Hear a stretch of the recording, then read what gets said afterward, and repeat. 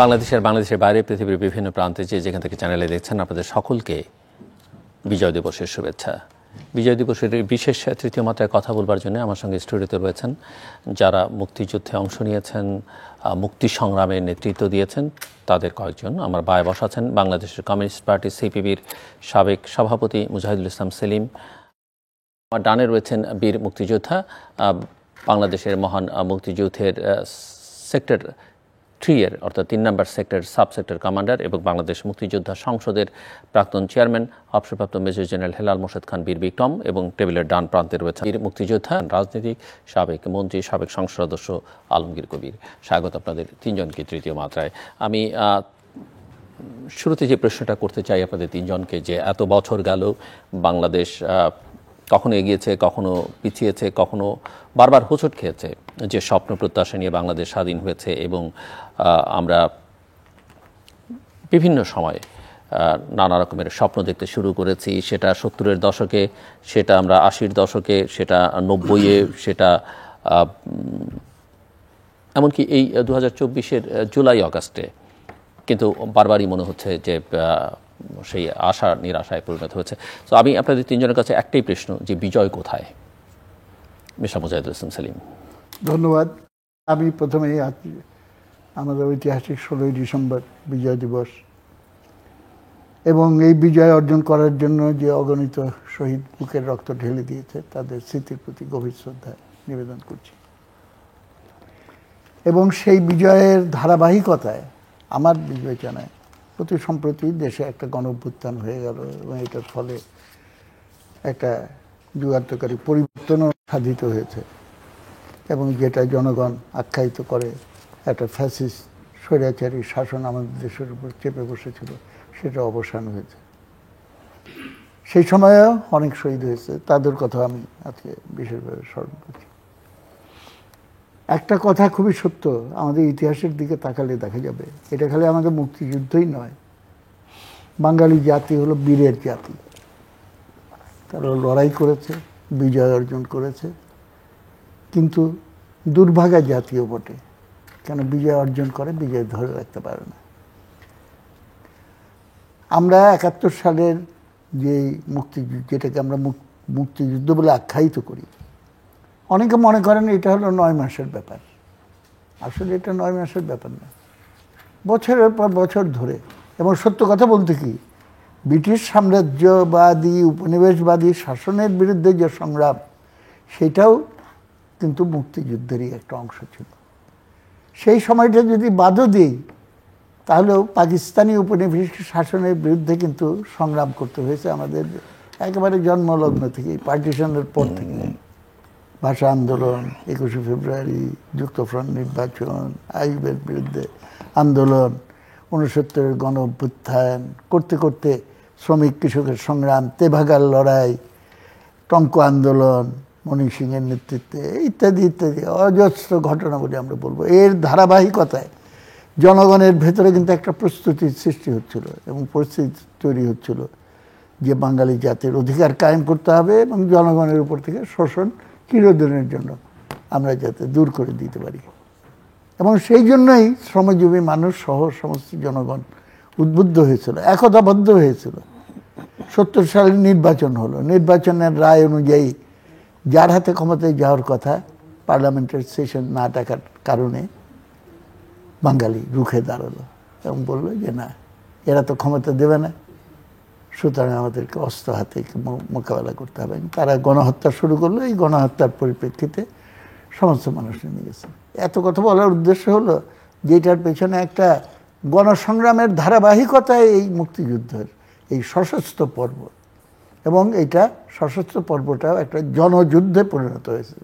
আমাদের sub sector commander এখানে আছেন, সেটা জানেন যে কৃষক তারাই ছিল একটা প্রধান শক্তি, অস্ত্র নিয়ে লড়াই করেছে এই মেহনতি মানুষ এবং সাধারণ মধ্যবিত্ত ঘর থেকে আসা মানুষগুলো এবং ব্যাপক জনগণ সেই সংগ্রামে অংশগ্রহণ করেছে।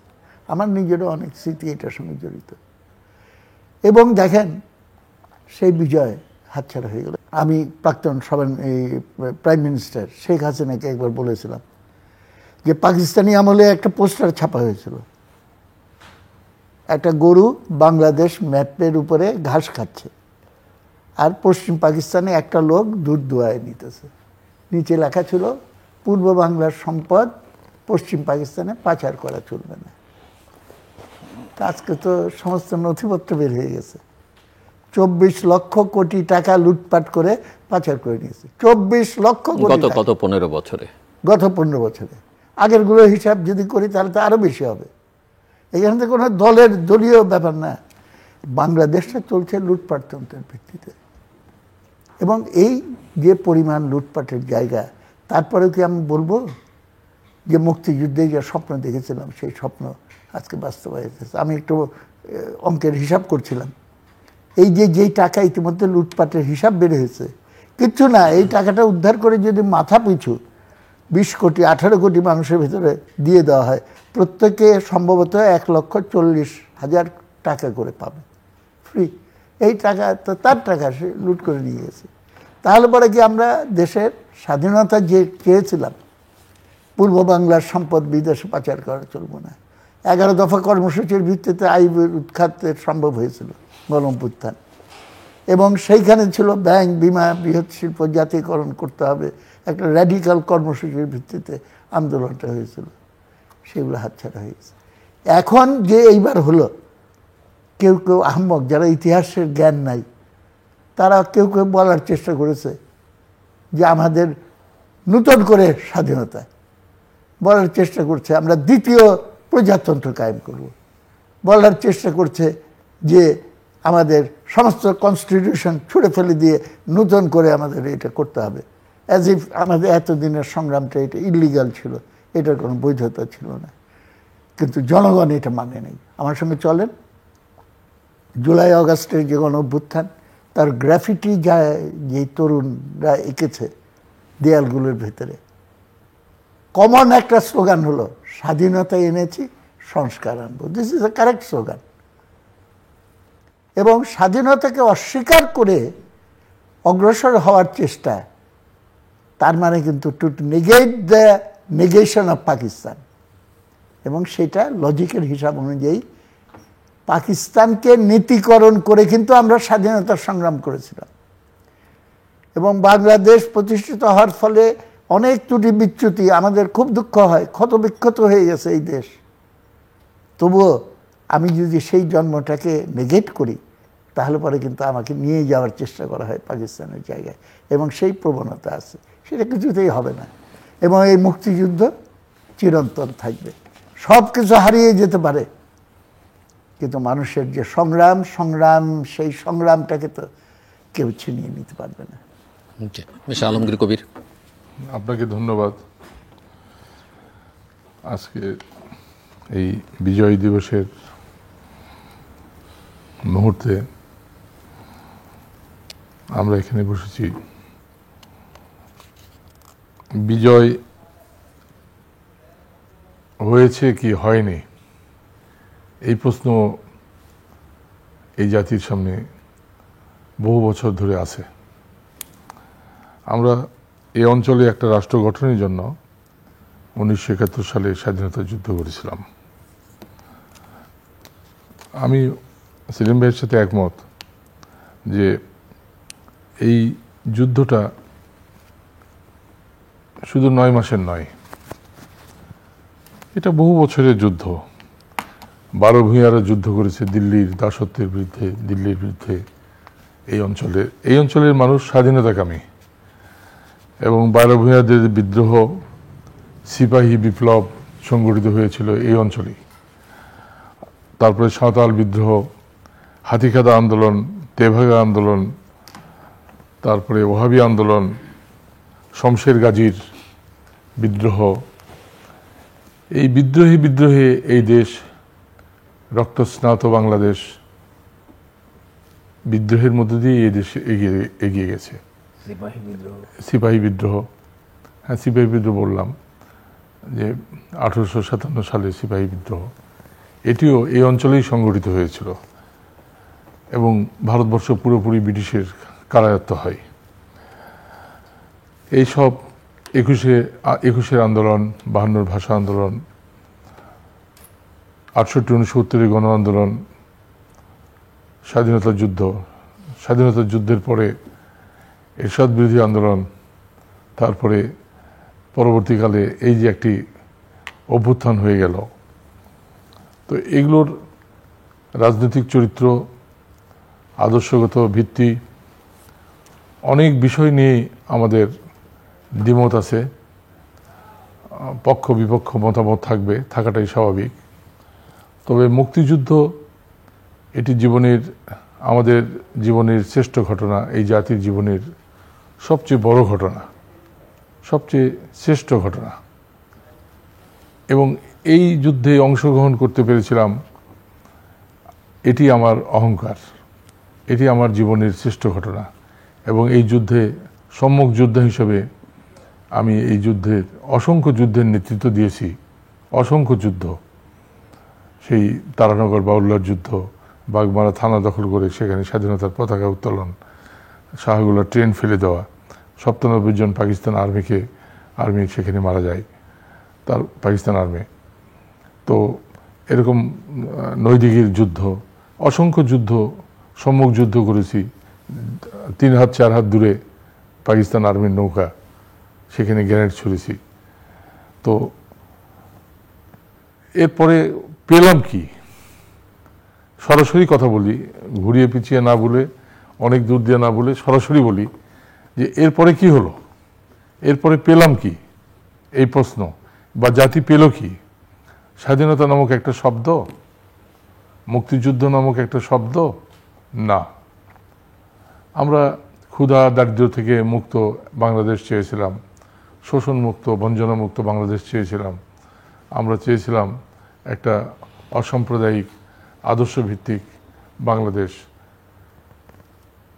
এই এশিয়ায় যুদ্ধের মাধ্যমে মুক্ত হয়েছে কেবলমাত্র কম্বোডিয়া, ভিয়েতনাম আর বাংলাদেশ।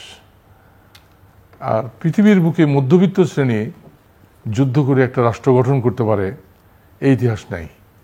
মধ্যবিত্তের যে রাষ্ট্র, সেই রাষ্ট্র লুটের রাষ্ট্র হবে, সেই রাষ্ট্র চুরিচামারির রাষ্ট্র হবে, সেই রাষ্ট্রে প্রথা প্রতিষ্ঠান সম্পূর্ণ বিধ্বস্ত হয়ে যাবে, ভেঙে খান হয়ে যাবে এবং কোনো কিছুই থাকবে না। মানুষ বিচার পাবে না, বিচারক ঘুষখোর, বিচারক দুর্নীতিবাজ, আমলারা লুটেরা। কয়েকদিন আগে একটা ভালো বক্তব্য আসছে, উর্দিপরা আমলা আর হচ্ছে সিভিল আমলা। তো আমার পাশে বসে আছেন আমার খুবই আপনজন, সেই জন্য সাহস করে বলছি, উর্দিপরা আমলাদেরও যা কাণ্ড কারখানা দেখেছি এই দেশে, উর্দি নেই এখন অবশ্য উর্দি না। হেলাল মোর্শেদ ভাই আমার খুবই বলতে পারবো এই জন্য যে আমরা খুবই ঘনিষ্ঠ এক সময় ছিলাম, অনেকদিন পরে দেখা হচ্ছে, আপনার সুবাদে অনেকদিন পরে তার সঙ্গে দেখা হচ্ছে। তো এই উর্দি পড়া আমলাদের অত্যাচার আর এই এমনি আমলাদের অত্যাচার, ঘুষ, দুর্নীতি, স্বজনপ্রীতি, লুটপাট, একটা রাহাজানির রাষ্ট্র চলছে বাংলাদেশ, এটা রাহাজানি। আমি আসছি আবার। তো এখান থেকে উদ্ধার করবে কে? আর বিশেষ করে মুক্তিযুদ্ধ আর দ্বিতীয় স্বাধীনতা যুদ্ধ, এটা নিয়ে কয়েকবার কথা বলেছি এখানে। আমি ওনার সাথে দ্বিমত পোষণ করি না, একমত পোষণ করি। এটা ধন্যবাদ মেজর জেনারেল মোর্শেদ খান। জি ধন্যবাদ জেলুর। আজকে এত বছর পর আমরা আবার স্বাধীনতার মুক্তিযুদ্ধের কথা নিয়ে আবার শুরু করেছি, বসছি। আমাদের সাথে এই বিশাল 2 মুক্তিযোদ্ধা সংগঠক, মুক্তিযোদ্ধা সম্মুখ যোদ্ধা, আমরা বসে আলাপ করছি আমাদের সেই তরুণ সময় থেকে আজকে যে সময়টি আমরা আলাপ করছি, এখন আমরা যে বেঁচে আছি, এটাই একটা বড় সম্পদ আর কি। মুক্তিযুদ্ধ করেছিলাম এবং মুক্তিযুদ্ধের সফলতা দেখতে পারবো, এটা চিন্তা করাটাও বোধহয় ছিল না তখন। এখন দেখতে পারছি যে না, কিছুদিন বেঁচে থাকার কারণে আমরা সফলতাটা দেখতে পারছি। মুক্তিযুদ্ধের সময় আমরা পরবর্তীতে আমাদের সংবিধানে এনশ্রাইন করা হয়েছিল যে 4টি স্তম্ভ আমাদের জাতির মূলনীতি, চেতনা। সেই চেতনাগুলো যদি আমরা সম্পন্ন করতে পারি এবং সেটিকে যদি একটি উচ্চমার্গের স্তরে নিয়ে যেতে পারি, তাহলেই আমরা বলবো আমরা সাকসেসফুল। যদি না হতে পারি তাহলে আমাদের বলতে হবে আমরা এটা করতে পারিনি। এটি যদি আমাদের আলোচনার প্যারামিটারটা হয় তাহলে আমরা একটু আলাপ করে দেখি আমরা কি করতে পেরেছি এবং কি করতে পারিনি। আমি ডিটেইলে যাব না আজকে, যেহেতু আমাদের মুক্তিযুদ্ধের এতদিন পর এই এই এই এই কথা বলতে পারছি আনন্দের সাথে যে আমরা একটি স্বাধীন জাতি এবং বিশ্বের বুকে দাঁড়িয়ে আছি। আমি আমার ধরেন গত 25 বছরের টেবিল টক শোর মধ্যে যখনই আমি আপনার সাথে এবং অন্যান্য যেখানে আলাপ করেছি, আমি একটা জিনিস বলেছি, কিছুদিন আগে পর্যন্ত বছর 10 আগ থেকে আমরা অনুভব করতে পারছি যে আসলেই আমরা ওই 4টির মধ্যে আমার ধারণা মতে আমরা 3টিকে আমরা অ্যাচিভ করতে পেরেছিলাম, সে 70 to 80%। আর চতুর্থ যেটি আসল যে বিষয়টি গণতন্ত্র, সেটিকে আমরা অ্যাচিভ করতে পেরেছিলাম না। এটি আমার যতগুলো টক শোতে দেখবেন, যতক্ষণ আমি বসেছি আমি এই কথাটি বলেছি। এবং এমনকি এই যে গত যে নির্বাচনটি হয়েছিল ওই আওয়ামী লীগের সময়, এই নির্বাচনের 7 দিন আগেও আমি একটি টক শো করেছিলাম, আমি কথা বলেছিলাম একটি টিভি চ্যানেলের সঙ্গে, সেখানেও বলেছিলাম যে এই নির্বাচনটি যেটি হচ্ছে গণতন্ত্রের যে উৎকর্ষতা যেটা আমরা চেয়েছিলাম মুক্তিযোদ্ধারা এবং বাংলাদেশের জনগণ, সেটি আমরা পৌঁছাইতে পারিনি। এবং সেখানে আমাদের একটি আন্তর্জাতিক বা যে কোনো ধরনের পারিপার্শ্বিক এবং যে সংজ্ঞায়িত যে আমাদের গণতন্ত্র যেটা বলে সেটি আমরা পৌঁছাতে পারিনি।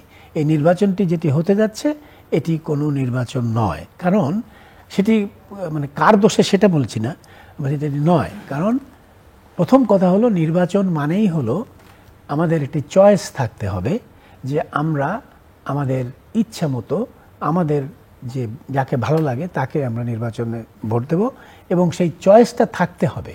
সেই চয়েস যদি না থাকে তাহলে এটি লেজিটিমেট নির্বাচন নয়। আর আরেকটি হলো আমাদের যে সরকার আছে, যে আমাদেরকে পরিচালনা করেছিল আগের বৎসরগুলোতে, তাকে সরিয়ে দেবার ক্ষমতা জনগণের আছে। এই ক্ষমতা যদি যখন না থাকে নির্বাচনে গেলে, তখন সেটি গণতান্ত্রিক নির্বাচন নয়। এই দুটি ছিল আমাদের ক্রাইটেরিয়া, আমি সবসময় এটি বলেছি। সো আমি বলতে পারি যে আমরা হতাশ হওয়ার কোনো কারণ নেই। আমরা পৃথিবীর বুকে দাঁড়িয়ে গেছি জাতি হিসেবে, যেটি আমাদের বুকের ইচ্ছা ছিল, বুকের ভেতরে ছিল যখন মুক্তিযুদ্ধ করেছিলাম, এবং নেতৃস্থানীয় নেতাদের ডাকে আমরা যুদ্ধ গিয়েছিলাম। এবং সেই অনুভূতির তাড়নায় আমি গত 15 থেকে 20 বছর আগে থেকে দেখছি, তার আগে এই প্রগ্রেসটি ছিল না, তারপরে প্রগ্রেসটি দ্রুত হয়েছে। এবং যেটি আমরা চেয়েছিলাম যে 4টির মধ্যে একটি হলো জাতীয়তাবাদ, আমরা পৃথিবীর বুকে দাঁড়াবো, পৃথিবী আমাদেরকে চিনবে, বাঙালি জাতির সেই যে 1000 বছরের যে ইচ্ছাটি সেটি আমরা প্রকাশ করতে পারবো। এবং আমি মনে করি এটা আমরা করতে পেরেছি। আমরা সেই 71 সালের পর থেকে এখন পৃথিবীতে আমরা যেখানে দাঁড়িয়েছি, আমার মনে হয় গত যে সরকার যারা ছিল, মানে সেই মুক্তিযুদ্ধের পর থেকে লাস্ট সরকার পর্যন্ত, তাদের সম্মিলিত প্রচেষ্টায় আমরা একটি জায়গায় দাঁড়িয়েছি। আমি যদি মৃত্যু হয় মনে করব আমি সাকসেস হয়েছি এই ব্যাপারে। কারণ আজকে যদি আমি যে কোনো দেশ, পৃথিবীর যে কোনো জায়গায় যাই, সেখানে বাংলাদেশকে এখন অন্যভাবে পরিচিত হয়, যেটি আমি খুব প্রাউডভাবে আমি জিনিসটা মনে করি। আরটি হলো ধর্মনিরপেক্ষতা। আমার মনে হয় পাশের দেশের চেয়েও আমরা বেটার ধর্মনিরপেক্ষ দেখাতে পেরেছি গত 30 বছরে। আমাদের মিত্র দেশ ভারতের চেয়েও অনেক ক্ষেত্রে আমরা ভালো দেখাতে পেরেছি আমি মনে করি, রিসেন্ট ঘটনাগুলো বাদ দিয়ে বলছি আর কি। আর কি ছিল হলো সমাজতন্ত্র। সমাজতন্ত্র বলতে একটুখানি চেঞ্জ করেই বলতে হয় যে সম্পদের সুষ্ঠু বন্টন, ধনী গরিবের যে পার্থক্য সেটিকে কমানো। সে জায়গাতেও আমি বলতে পারবো যে আমি মনে হয় যেন আমরা সেটি করতে পারিনি।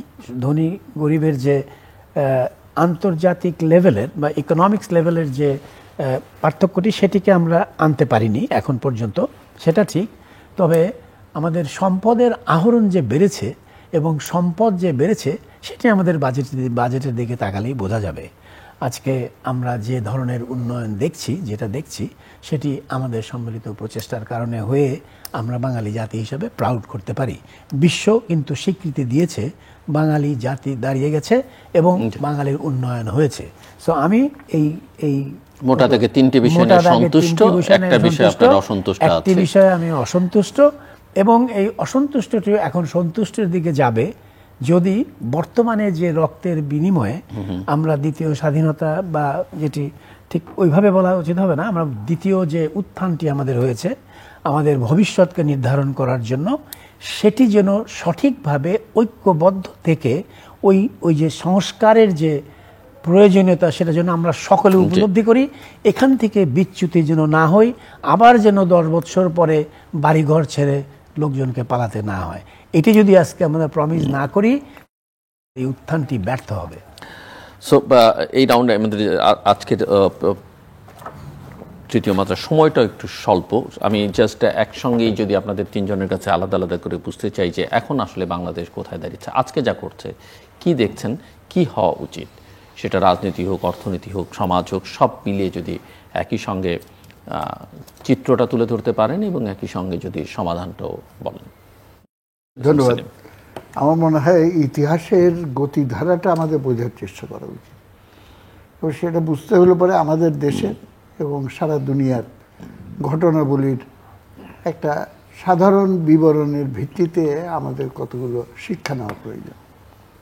সেই ক্ষেত্রে কিন্তু আমরা এটা শিক্ষা পাই যে একটা দেশ একভাবে অগ্রসর হতে থাকে, তারপর হঠাৎ করে একটা উল্লম্ফন হয়, লাফ দিয়ে আরেকটা জায়গায় চলে যায়, আবার কিছুদিন একই লেভেলে চলতে থাকে, চলতে চলতে আবার একটা উল্লম্ফন হয়। এইটাই কিন্তু সমাজের গতিধারা। আমাদের 71-এ আমরা কিন্তু একটা লিপ ফরওয়ার্ড ছিল, আমরা একটা স্টেজ থেকে আরেকটা স্টেজে চলে গিয়েছিলাম। সেই যাত্রাটা সূচনা হয়েছিল, কিন্তু লক্ষ্য অর্জিত হয়নি আমার বিবেচনায়। এবং 4 রাষ্ট্রীয় মূলনীতি যে প্রসঙ্গটা যদি আমরা ভালো করে বিবেচনা করি, তাহলে পরে আমার বিবেচনায় এই 4 নীতি একটার সঙ্গে আরেকটা ওতপ্রোতভাবে জড়িত। আপনি আলাদা করে একটাকে বাস্তবায়িত করবেন, বা 2টাকে বাস্তবায়িত করবেন, বা 3টাকে বাস্তবায়িত করবেন, আরেকটা বাদ রাখবেন। আমি সহজ করে বোঝার জন্য ওর জন্য বলতাম, 4 নীতি যারা মানে না তারা হলো রাজাকার, কিন্তু 2 নীতি মানে আর 2 নীতি মানে না, তাহলে অঙ্কের হিসাবে তারা হাফ রাজাকার। সুতরাং প্রবলেমটা হয়ে গেছে এই জায়গায়। আপনি যদি এই ধারায়, কিংবা এই 4 রাষ্ট্রীয় মূলনীতিটা এসেছে কোন ভিত্তির উপর দাঁড়িয়ে, সেই কথাটা কম আলোচিত হয়, কিন্তু সেটা সবচেয়ে ইম্পর্টেন্ট। সেটা হলো 10ই এপ্রিল মুজিবনগরের আম্র কাননে যে ডিক্লারেশন অফ ইন্ডিপেন্ডেন্স, এবং সেখানে বলা ছিল যে আমরা সাম্য, মানবিক মর্যাদা এবং সামাজিক ন্যায় বিচারের ভিত্তিতে জনগণকে একটা সমাজ সৃষ্টি করার জন্য এই সংগ্রামে অবতীর্ণ হচ্ছে। এবং সেইটাকে ভিত্তি করেই কিন্তু কনস্টিটিউশন রচনা করা হয়েছিল, 72-এর সংবিধান। এখন অনেকের কাছে মনে হতে পারে তো সব তো শেষ হয়ে গেছে, কিছুই তো নাই। আমি মনে করি যে আর একটু ভালো করে চিন্তা করে দেখতে হবে যে না, আমরা অনেকখানি অ্যাডভান্স করেছিলাম, সেটাকে আবার ইলাস্টিকের মতো টেনে পেছন দিকে আনার চেষ্টা করলেও সেটা কিন্তু ঠিক 71-এর পূর্ব অবস্থায় কিন্তু ফিরে যায়নি। প্রতীক হিসাবে আমি সম্ভবত পাবলো নেরুদা এটা লিখেছিলেন যে গাছের একটা একটা করে সবগুলো পাতাও যদি তুমি ছিঁড়ে ফেলো, তবু বসন্তকে, আগমনকে কিন্তু তুমি ঠেকাতে পারবে না। কিংবা সুভাষ মুখোপাধ্যায় লিখেছিল, ফুল ফুটুক না ফুটুক আজ বসন্ত। কিংবা যে নদী মরুপথে হারালো ধারা, জানি হে জানি তাও হয়নি হারা। সুতরাং এখানে আমরা যে 3 জন আছি, আমি ধারণা করি যদি না, খোদা না করুক, সমস্ত কিছু যদি আমাদের চলে যায়, তারপরেও কিন্তু ইতিহাসে অমর অক্ষয় হয়ে যে 71-এ কোটি মানুষ যে সাহসের সঙ্গে দাঁড়িয়ে নিজের আত্মপ্রতিষ্ঠার জন্য যে সংগ্রামের ঐতিহ্য সৃষ্টি করেছিল, সেটা কিন্তু জেগে থাকবে। শাহবাগের এক সময় বলা হতো নিউ জেনারেশন, তারা মুক্তিযুদ্ধ ভুলে গেছে, মিথ্যা কথা। শাহবাগের যে গণজাগরণ, সেই গণজাগরণে এই আওয়াজ উঠেছে। এমনকি এই যে সম্প্রতি আমি উদাহরণ দিলাম গণ অভ্যুত্থান, হাসিনার স্বৈর শাসনের বিরুদ্ধে, সেইখানেও স্বাধীনতা এনেছি, সংস্কার আনবো। স্বাধীনতা মানুষ ভুলে নেই, অত সহজ ব্যাপার না। এইখানে আমাদের বুঝতে হবে। এখন কোশ্চেনটা হলো, মনটা একটু খারাপ হয়ে যায়। আমি নিজেও মুক্তিযোদ্ধা ছিলাম, আমরা গেরিলা কায়দায় যুদ্ধ করেছিলাম, আমাদের ট্রেনিং হয়েছিল তেজপুরে গেরিলা যুদ্ধ হিসেবে। পরে যখন আমরা দেখলাম এই লং রান, গেরিলা যুদ্ধ হলো লং রান ওয়ারফেয়ারের স্ট্র্যাটেজি ধরে তারা কাজ করে এবং ছোট ছোট গ্রুপ করে তারা ওখানে জনগণের ভেতরে একীভূত হয়ে যায়, সেখান থেকে গিয়ে সুবিধা মতো সময়ে তারা অ্যাটাক করে। কিন্তু আমরা দেখলাম যে কোর্স অফ ইভেন্টস এমনভাবে যাচ্ছে, এটা লং টার্মে হবে না, এটা শর্ট টার্মস ম্যাটার হয়ে যাচ্ছে। তখন সমস্ত গেরিলা নিয়ে আমরা ঢাকা অপারেশন প্ল্যান করলাম এবং আমি প্ল্যানিং কমিটির ছিলাম, কমান্ড করে ঢাকার সাউথ ঢাকায় সেখানে উপস্থিত হলাম এবং সেখান থেকে ঢাকা অপারেশনের সমস্ত প্রস্তুতি নিয়ে অ্যাডভান্স ফোর্সগুলোকে এগিয়ে দিয়ে, কিন্তু তখনই 15ই ডিসেম্বর 16ই ডিসেম্বর আমরা শুনলাম যে আত্মসমর্পণ করেছে। পরদিন বুড়িগঙ্গা পার হয়ে ভোর 8:30 9টার সময় শহীদ মিনারে সেই ছবি সবাই দেখে, যে হাতে রাইফেল নিয়ে দাঁড়িয়ে আছে বিধ্বস্ত শহীদ মিনারে। আরও অনেক স্মৃতি, অপারেশনস অ্যাকশনসের ছবি। কিন্তু এই স্মৃতিগুলো খালি স্মৃতি না, প্রত্যেকটার সঙ্গে জড়িত কিন্তু কতগুলো উপলব্ধি, কতগুলো চেতনা, এবং সেইটাকে কেউ কোনোদিন নিঃশেষ করতে পারবে বলে আমি মনে করি না। এবং আরেকটা কথা আমি বলতে চাই, অনেকে মনে করে যে কি, প্রশ্ন খুবই স্বাভাবিক যে কী পেলাম, আরে হিসাবটা আজকে করলেই তো হবে না, আরেকটু ওয়েট করেন। ইতিহাসের হিসাবগুলি কেবলমাত্র দিনব্যাপী বা সপ্তাহ ধরে বা মাস ধরে বা এমনকি বছর ধরে করলে হয় না। আপনি যখন সমুদ্রের পাড়ে দাঁড়ান, জোয়ারের সময় দেখবেন ঢেউ আসছে, তারপরে আবার আপনার পা থেকে দূরে চলে যাচ্ছে। আপনি যদি তখন মনে করেন কে বললো জোয়ারের সময় পানি বাড়ে, পা টাচ করে তো আবার ফেরত চলে গেল। কিন্তু একটু ওয়েট করেন, এরপরে যখন আবার ঢেউটা আসবে দেখবেন যে সেটা আসলো বটে, শুধু আসলোই না, আরেকটু উঁচু হয়ে আসলো। সুতরাং আমি দৃঢ়ভাবে আস্থাশীল যে যেই চেতনা ক্রমাগতভাবে সঞ্চিত হচ্ছে এবং সেইটা যদি আমাদের মুক্তিযুদ্ধের স্বপ্নকে ভিত্তি করে আমরা অগ্রসর করতে পারি, তাহলে পরে অসমাপ্ত দুর্বলতার যে জায়গাটা আমরা ছিল 71-এ, সেইটাকে কিন্তু আমরা খালি পূরণ নয়, আমরা এইবার যেটা বলেছিলাম দুর্ভাগ্য, আমরা বিজয় অর্জন করে বিজয় ধরে রাখতে পারি না। আমি নিশ্চিত ইতিহাস এই কথাই আমাকে শিখিয়ে দিয়েছে, আমাকে প্রমাণ করে যে এইবারের বিজয় শুধু আমরা অর্জন করব না, সেই বিজয় রক্ষা করার হিম্মত এবং তার আয়োজন একই সঙ্গে আমাদের সম্পূর্ণ করতে হবে। এবং সেটা করতে হলে অন্যরা অ্যাগ্রি করতেও পারে, নাও করতে পারে, কিন্তু leadership must be in the hands of the working people এবং representatives of the working class না, শ্রমজীবী মানুষের প্রতিনিধিত্বকারী কমিউনিস্ট পার্টি বা সোশ্যালিস্ট পার্টির না, তাদেরকে। একটা কথা না বলে পারছি না, সরি, একটু হয়ে যাচ্ছে। 16ই ডিসেম্বরের পরে তখনও বঙ্গবন্ধু ফিরেন নাই, তাজউদ্দিন সাহেব প্রাইম মিনিস্টার এসে বললেন আমি মিলিশিয়া ক্যাম্প করব এবং দেশ চালাবে মুক্তিযোদ্ধারা, আপনারা সবাই ওইখানে নাম লেখান এবং এই মুক্তিযোদ্ধারাই হবে এসপি অফিসার, হবে সেনাবাহিনী, হবে পুলিশ, অমুক সমক ইত্যাদি। কিন্তু সেটা বঙ্গবন্ধু এসে এটা নাকচ করে দিয়ে আমাদের ট্রেডিশনাল, আমরা দাবি করেছিলাম রেভলিউশনারি, প্রভিশনাল রেভলিউশনারি গভর্নমেন্ট করেন, কিন্তু তিনি পার্লামেন্টারি সিস্টেমে চলে গেলেন, প্রেসিডেন্টের দায়িত্ব ত্যাগ করে প্রাইম মিনিস্টার হয়ে গেলেন। কন্টিনিউইটি রাখতে হবে, কন্টিনিউইটি রাখতে গিয়ে যে প্যারাডক্স তিনি পড়লেন সেটা থেকে কিন্তু আর বের হয়। মিস্টার আলমগীর কবির, আমি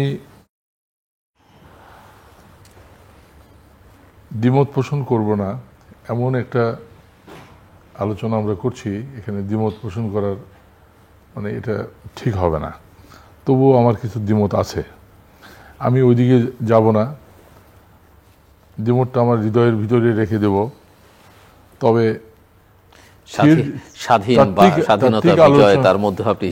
তাত্ত্বিক আলোচনার চাইতে আমি খুব সাদাসিধে কিছু আলোচনা করতে চাই। এখানে হেলাল মুর্শিদ ভাই আছেন, উনি তো মুক্তিযোদ্ধার চেয়ারম্যান ছিলেন, তো মুক্তিযোদ্ধা, এই যে ভুয়া মুক্তিযোদ্ধা, এই ভুয়া মুক্তিযোদ্ধা কেন হলো? একটা স্বাধীনতা সংগ্রামের পরে যারা স্বাধীনতা সংগ্রামে অংশগ্রহণ করেছে, যুদ্ধে অংশগ্রহণ করেছে, তারা ভুয়া হবে, এটা কিভাবে হলো? আমার মুক্তিযুদ্ধের নৌকা ঠেলেছে যে ভোদল ফকির, ইসমাইল, জাকির, হাবো, যারা নিহত হয়েছে, আমার নৌকা ঠেলার জন্য নিহত হয়েছে, তাদের আমি মুক্তিযোদ্ধার তালিকায় ঢোকাতে পারিনি। আজকে এখান থেকে জানাচ্ছি আমার গ্রামের সেই নিপীড়িত পরিবারগুলোকে যে এটা আমার ব্যর্থতা। আমি মুক্তিযোদ্ধা হিসেবে, আমি মুক্তিযোদ্ধা, আমি বীর মুক্তিযোদ্ধা পরিচয় দিতে আমার ইতস্তত হয়। আমি প্রথম উত্তরবঙ্গে তাহিরপুর দখল করি, উত্তরবঙ্গে প্রথম তাহিরপুর দখল করি, ভবানীগঞ্জ দখল করি একই দিনে। এই হাবরাই সেদিন ছিল আমার সাথে, এরাই আমার নৌকা ঠেলেছে, কিন্তু এরা মুক্তিযোদ্ধা তালিকায় আসতে পারেনি। কেন পারেনি? এটার কারণ হচ্ছে যে সব কিছুর মধ্যেই স্বাধীনতা যুদ্ধের পরে যে আমি আশাহীন না, যার আশা নাই, যার স্বপ্ন নাই, সে লোক ব্যর্থ লোক। যে স্বপ্ন দেখে না নিজে, সে অন্যকে স্বপ্ন দেখাতে পারে না। যার আবেগ নাই, তার বিবেক নাই। আবেগ থাকা ভালো, পরিশীলিত আবেগ প্রয়োজন, আবার বেশি আবেগপ্রবণ হওয়া ত্রুটিপূর্ণ। তাকে দিয়ে কিছু হয় না। আবেগ ছিল জন্যই তো মুক্তিযুদ্ধ করছি। তো আমি আবেগের কথাই বলছি, বিবেকের কথা বলছি যে আমরা এদেশে ভুয়া মুক্তিযোদ্ধা করেছি, রাষ্ট্রশক্তি করেছে। তো এটার জবাব তো দিতে হবে। আমি থিওরিটিক্যাল আলোচনায় যেতে যাচ্ছি না। পিলখানা হত্যাকাণ্ড, কেউ বলে বিডিআর বিদ্রোহ, কেউ বলে এটা সেটা, অনেক কথা বলে। পিলখানা হত্যাকাণ্ড, এখানে 57 জন আর্মি অফিসার নিহত হয়েছে স্বাধীন বাংলাদেশে, এবং তারা চৌকুশ অফিসার, সেনাবাহিনীর ভালো অফিসার তারা। এটার বিচার আজও আমরা করতে পারিনি। আমি 16ই ডিসেম্বরকে বলছি এটার বিচার কিন্তু হয়নি। আমি এই বিচার মানি না, এটা ভুয়া বিচার, আমি মানি না। আমি যেটা হয়েছে সেটা আপনি মানেন না? হ্যাঁ, যে বিচার হতে হবে এটা। কারণ এই দেশ স্বাধীন দেশ, এই স্বাধীন দেশে কারা ছিল এর সাথে জড়িত, পর্দার আড়ালে কারা ছিল, বাইরের শক্তি কারা ছিল, কারা আমাদের এই সব দেশপ্রেমিক, দেশের শ্রেষ্ঠ সন্তান বলা যায়, তাদেরকে এইভাবে নিহত করেছে, হত্যা করেছে, এটা এখনো প্রকাশ পায়নি। এটা প্রকাশ পেতে হবে। রাষ্ট্রীয় নিরাপত্তা দুর্বল, সীমান্ত হত্যাকাণ্ড চলছে, ভারতীয় আগ্রাসন এই দেশের উপরে নিয়মিত চলছে, খেলাধুলা চলছে। শনি রর এখানে ঘাঁটি আছে আমাদের সেনানিবাসে, বাইরে শুনতে পাই। তো স্বাধীন দেশ, আমি যে দেশটাকে স্বাধীন করলাম মুক্তিযুদ্ধে, বেঁচে আছি আমরা, হেলাল ভাই বেঁচে আছেন, আমি বেঁচে আছি। তো এই বেঁচে থাকা কি প্রকৃত মর্যাদা নিয়ে বেঁচে থাকা, আত্মসম্মান নিয়ে বেঁচে থাকা? এটাই কি 16ই ডিসেম্বর? এই বিজয় কি দেখবো আমি? এই বিজয় আমি দেখতে চাই না। সেই জন্য আমি বলবো, কতগুলো বিষয় আছে আমাদের পরিচয়, আমাদের আত্মপরিচয় কি, আমাদের সামনের সমস্যাগুলো কি। আপনি যে কথাগুলো বলেছেন, আপনার কথাই আমি বলবো, সামনে তো আমাদের অনেক সমস্যা। সেই সমস্যা নেই, একেবারে সমস্যা মুক্ত, আমরা জাতির সমস্যা মুক্ত হয়ে গেছে, আমি তা বলবো না। 16ই ডিসেম্বরে আমি বলবো যে এই যে ভারতীয় যে ব্যাপক অপপ্রচার, বাংলাদেশ বিরোধী অপপ্রচার চলছে ভারতীয় পত্রপত্রিকায়, কেউ বলছে শুধু ভারতীয় পত্রপত্রিকা প্রচার করছে, আবার কেউ বলছে যে না, ভারতীয় সরকার এর সাথে যুক্ত। এটা শুধু পত্রিকার খেলা নয়, এটা সরকারেরও খেলা। তাহলে এটা পরিষ্কার হতে হবে জাতির সামনে। বিপর্যস্ত রাষ্ট্রীয় ব্যবস্থা, এটা কি স্বীকার করব না? সেবা প্রতিষ্ঠানগুলোকে যে ধ্বংস করে দেওয়া হয়েছে, সমস্ত সেবা প্রতিষ্ঠানগুলো, এটা কি স্বীকার করব না? স্বীকার যদি না করি, তাহলে পুনর্গঠন করব কিভাবে? ঠিক তেমনি আইন শৃঙ্খলা বাহিনী এবং নিরাপত্তা বাহিনীর যে করুণ দশা আছে বাংলাদেশে, এটাকে পুনর্গঠন কিভাবে আমরা করব। বিচার বিভাগ ঘুষ দুর্নীতির রামরাজত্ব, বিচার বিভাগ। আমরা বিচার বিভাগকে আড়াল রেখে কথা বলি অনেক সময়। বিচার বিভাগ যে কত ভয়াবহ, বেপরোয়া, এটাকে পুনর্গঠন করতে হবে। শুধু সংবিধান না, আমাদের সমস্যা শুধু সাংবিধানিক সমস্যা নয়, আমাদের অর্জন। আমরা হেলাল ভাই যেটা বলেছেন যে আমরা দুটো অর্জন করেছি, না, আমাদের অর্জন দুর্বল, খুবই দুর্বল। এটা একটা স্লোগান হতে পারে যে আমরা মুক্তিযুদ্ধ করেছি, আমরা অর্জন করেছি। অর্থনীতি আজকে ধ্বংস হয়ে গেছে, লুটেরা অর্থনীতি। এইরকম অবাধ লুণ্ঠন পৃথিবীর ইতিহাস পড়লে পাওয়া যাবে না। এরকম অবাধ লুণ্ঠন, রাষ্ট্র জনগণকে অষ্টে পৃষ্ঠে বেঁধে রেখে কতগুলো সুবিধাবাদী চোরতন্ত্র প্রতিষ্ঠা করেছে, চৌর্যতন্ত্র প্রতিষ্ঠা করেছে, রাষ্ট্র করে, সরকার করে। এটা পৃথিবীতে মার্কসের দুর্নীতি শুনেছি, অনেক দুর্নীতি শুনেছি, দেখেছি, পড়েছি, কিন্তু আমাদের দেশে যেটা ঘটেছে এটা তো একটা ভয়াবহ দুর্নীতি। এটাকে আড়াল করে আমরা যদি সংবিধান চিৎকার করি, গণতন্ত্র চিৎকার করি, এখনই ভোট দরকার, এখনই গণতন্ত্র দরকার, আমাদের ভোটে দাঁড়াতে হবে, আবার নতুন সরকার গঠন করতে হবে, আরেকটা চোরতন্ত্র প্রতিষ্ঠা করতে হবে, এটাই যদি স্লোগান হয়, এই স্লোগানের পক্ষে তো আমি থাকতে পারবো না। অর্থনীতি আজকে ধ্বংস হয়ে গেছে, শেষ পর্যায়ে আসছে অর্থনীতি। শিক্ষা ব্যবস্থা সম্পূর্ণ ধ্বংস করে ফেলে দেওয়া হয়েছে। আগামী দিন দেশ চালানোর জন্য ভালো সেনা অফিসার বের করার পথও আটকা পড়ে গেছে। ভালো বিচারক বের করা যাবে না, ভালো প্রশাসক বের করা যাবে না, পলিটিশিয়ান তো দূরে থাকে। পলিটিশিয়ানদের সম্পর্কিত প্রচার আছে যে গণ্ডমূর্খরা রাজনীতি করে। আমরা গণ্ডমূর্খ, আমরা রাজনীতি করি, আমরা চোর, আমরা রাজনীতি করি। এখন আবার দেবপ্রিয় বাবু, আপনার এখানে দেবপ্রিয় বাবু যেটা দেখাই দিলেন যে আমলাতন্ত্র হলো সবচেয়ে বড় চোর।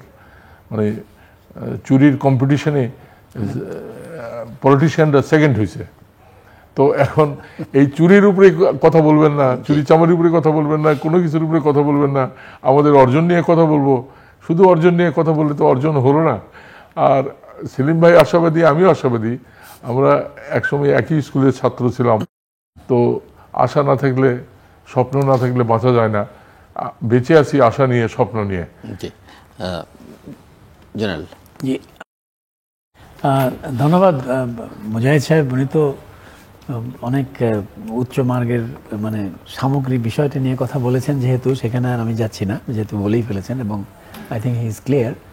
আলমগীর ভাই তো কিছু স্পেসিফিক ভুয়া মুক্তিযোদ্ধা, সীমান্তে যুদ্ধ উত্তেজনা, ভারতীয় অপপ্রচার, তারপরে লুট পাচার ইত্যাদি নিয়ে কথা বলেছেন, বিচার আমাদের হৃদয়ের কথা, মনের কথা, সকলেরই তাই। এখন প্রশ্নটা হলো যে এই যে সামাজিক, আপনি এগুলোর বিরুদ্ধে অস্ত্র ধরবেন, আপনি এগুলোর বিরুদ্ধে সংগ্রাম করবেন।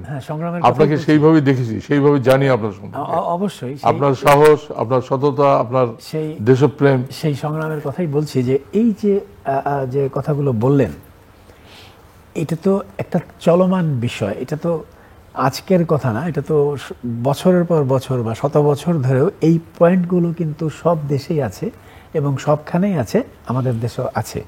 আমাদের চেষ্টাটা হলো মুক্তিযুদ্ধের চেতনায় এই জিনিসগুলোকে না করতে দেওয়া। এটি হলো আমাদের সংগ্রাম হওয়া উচিত। আমরা যারা মুক্তিযুদ্ধ করেছিলাম তখন একটা উদ্দীপনা ছিল, তখন আমরা ভেবেছিলাম যে দেশ স্বাধীন হলে একটি সোনার দেশ হবে, একটি ইউটোপিয়ান দেশ হবে, এবং সেখানে আমরা সকলেই সব কিছু পাবো, এবং সেই অনুভূতিটি তখন আমাদের মধ্যে ছিল। পরে আমরা অনেক পোড় খেয়েছি, বুঝতে পেরেছি যে এটি সম্ভব নয়, এটিকে আমাদেরকে পার্শিয়ালি পেতে হবে এবং এটিকে ধীরে ধীরে অ্যাচিভ করতে হবে। সেই ধীরে ধীরে অ্যাচিভমেন্ট করার জন্য তো 50 বছর পারি হয়ে গেছে, তার প্রথম 30 বছর আমরা এগোতে পারিনি, ইট ইজ এ ফ্যাক্ট। এটা তো আমরা হিসাব নিলেই বুঝতে পারবো। পরবর্তী 25 বছর আমরা উত্থান করতে পেরেছি, ইট ইজ এ ফ্যাক্ট। এবং এই উত্থানটা, আমি তো বলছি যে হয়তো জাতীয়তাবাদের জায়গায় 90%, গণতন্ত্রের জায়গায় 10% বা 2%, আর ধর্মনিরপেক্ষ আমি বলেছি অ্যাবাউট 60%, আর সুষম বন্টনে অ্যাবাউট 50%। বিশ্বের কোনো দেশ কোনোদিন সমতা আনতে পারে নাই, আমরাও পারবো না, কিন্তু চেষ্টা অব্যাহত থাকবে। এখন আমরা চিন্তা করছি যে এই সব কিছুকে যদি আমরা একসাথে ধরি, তাহলে কি করলে আমরা দ্বিতীয় যে মিলেনিয়াম জাম্পটি দিতে পারবো, যেটি মুজাহিদ ভাই বলেছেন যে হঠাৎ করে একটা আমাদের উন্নতি যেতে পারবো। আমরা তো সব দেখে এসেছি, তো আমরা সব দলকে দেখেছি, সব মতকে দেখেছি, সব মানুষকে দেখেছি, মার্শাল্লাহ দেখেছি, আমরা আওয়ামী লীগ দেখেছি, বিএনপি দেখেছি, জাতীয় পার্টি দেখেছি, আমরা তো দেখি নাই তা নয়। তো এখন আমরা কি চাই? এটি হওয়া উচিত আজকে আমরা 16ই ডিসেম্বরে, আজকে 54 বছরের পর এটি হওয়া উচিত আমাদের, যে আর আমরা এগুলো দেখতে চাই না। তাহলে নেক্সট জিনিসটা কি হবে? মানুষ অনেক সময় কথা বলে যে আমাদের ভালো মানুষ হতে হবে। আমি মনে করি না পৃথিবীতে ভালো মানুষ কেউ হতে পারে। ভালো মানুষকে বাধ্য করে তার নিজের তৈরি আইনের দ্বারা নিজেকে সংযত করতে বাধ্য করার কারণে সে ভালো মানুষ হয়। এবং সেটির একটি মাত্র রাস্তা হলো এই 100 বৎসরের, 1000 বৎসরের ট্রেডিশনে আমরা এই রাজতন্ত্র থেকে, ইম্পেরিয়ালিস্ট থেকে গণতন্ত্রে পৌঁছাতে পারলে, তাহলে গণতন্ত্র যদি সঠিক থাকে, তাহলে অন্য যে কথাগুলো বললেন, এই যে ভুয়া মুক্তিযোদ্ধাও তৈরি হবে না, ভারতীয় আগ্রাসনও থাকবে না, আমাদের লুটপাটও হবে না। কেন? যে যারা সরকারে থাকবে তারা জানবে তারা জবাবদিহি দিতে হবে 5 বছর পর। 5 বছর পরে সে নির্বাচনটি করবে, সে নির্বাচনটি সে নির্বাচনের মতো করে করবে, আমেরিকার সুইং ভোটের মতো করবে। আগের দিন পর্যন্ত জানতে পারবে না কে পাওয়ারে কালকে আসবে। তাহলে এই যে রাজনীতিবিদরা যারা আমাদেরকে লিড করবে, তারা তাদের যে কর্মীরা, তারাও অন্য একটি ডিফারেন্ট ধরনের প্রচারে নামবে। এই রাত্রিবেলায় লাঠি আর রামদা নিয়ে না, তারা নামবে কাগজ নিয়ে, মানুষের পায়ে ধরবে, ভিক্ষা চাইবে, ভোট, আনন্দের সঙ্গে কথা বলবে। 100টি মোটরসাইকেল নিয়ে ভয় দেখিয়ে প্রচার করবে না, তারা সুন্দরভাবে যে ভদ্রলোকের মতো চাইবে।